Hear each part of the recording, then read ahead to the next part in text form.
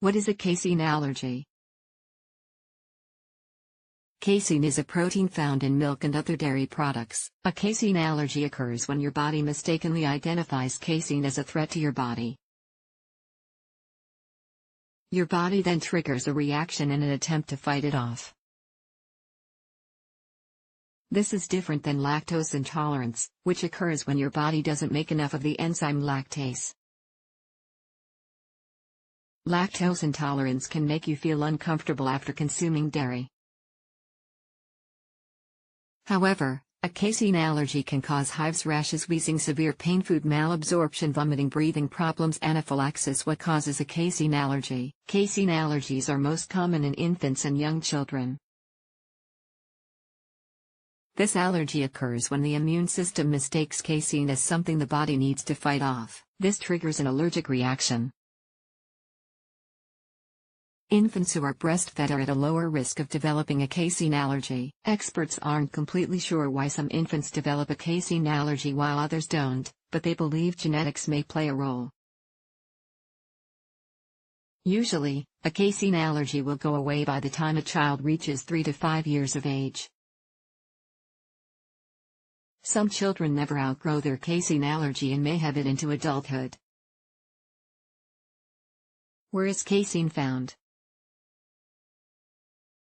Mammals' milk, such as cow's milk, is made up of lactose, or milk sugar fats, up to 4 kinds of casein protein. Other kinds of milk proteins. For most people with true casein allergy, milk and dairy in all forms must be avoided, as even trace amounts could lead to a severe allergic reaction called anaphylaxis, which can be life-threatening. Anaphylaxis is a condition that causes the immune system to release chemicals throughout your body. Signs of anaphylaxis include redness, hives, swelling, and difficulty breathing. This can lead to anaphylactic shock, which can be fatal if not treated immediately. The amount of milk in products can be very inconsistent. Therefore, it's impossible to know exactly how much casein will be ingested. Milk is the 3rd most common food to cause anaphylaxis. Foods to avoid with a casein allergy include, but are not limited to, all forms of milk: whole, low-fat, skim, buttermilk, butter, margarine, ghee, butter flavorings, yogurt, kefir cheese, and anything containing cheese, ice cream, gelato, half and half cream, whipped, heavy, sour pudding. Custard. Casein can also be in other foods and products that contain milk or milk powder, such as crackers and cookies. Casein can also be found in less obvious foods, such as non-dairy creamers and flavorings. This makes casein one of the more difficult allergens to avoid. This means it's very important for you to read food labels carefully and ask what's in certain foods before buying or eating it. At restaurants, make sure you alert your server about your casein allergy before ordering food. You should avoid products that contain milk or may have been exposed to foods containing milk if you or your child has a casein allergy. A food's ingredients list will state this. Additionally, some food packaging may voluntarily list statements such as may contain milk or made in a facility with milk. You should avoid these foods as well because they may contain traces of casein. What are the risk factors for developing a casein allergy? 1 in every 13 children under 18 years of age has food allergies. A casein allergy will typically show up when an infant reaches 3 months of age and will resolve by the time the child is 3 to 5 years old. It's not known exactly why this occurs. However, researchers have found that some children with casein allergies who are exposed to small amounts of casein in their diets appear to outgrow their allergies more quickly than children who consume no casein. The American Academy of Pediatrics, AAP, recommends that children not be introduced to cow's milk before 1 year of age, because a baby's body can't tolerate the high levels of protein and other nutrients found in cow's milk. OP suggests all babies be fed only breast milk or formula until 6 months of age, when you can begin introducing solid foods.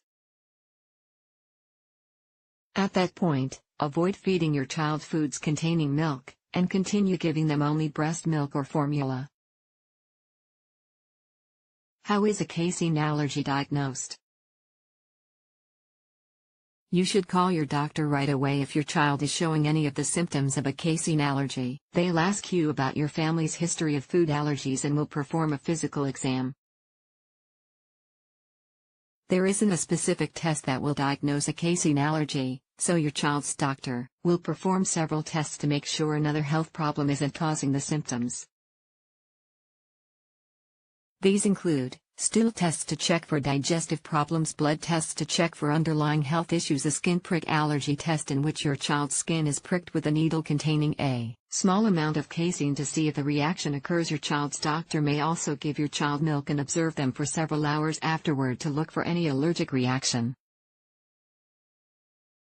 How to avoid casein? There are many substitutes for casein-based products on the market, including soy, rice, or potato-based milk sorbets and Italian ice. Certain brands of soy-based products, such as tofu, to certain brands of creams and creamers, most soy ice creams, coconut butter, certain brands of soup, and recipes calling for 1 cup of milk. You can substitute 1 cup of soy, rice, or coconut milk, or 1 cup of water combined with 1 egg yolk. You can use the following to replace dairy yogurt: soy sour cream, pureed fruit, unsweetened applesauce. Should you avoid casein even if you don't have a food allergy? Researchers' trusted source have found that casein can promote inflammation in mice.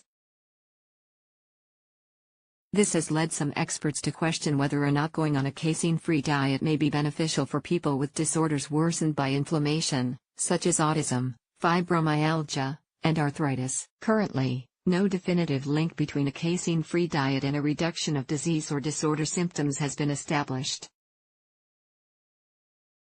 Studies are ongoing, and some people have found that cutting out casein improves the symptoms of some health problems. If you're considering a casein-free diet, it's important to consult with your doctor first.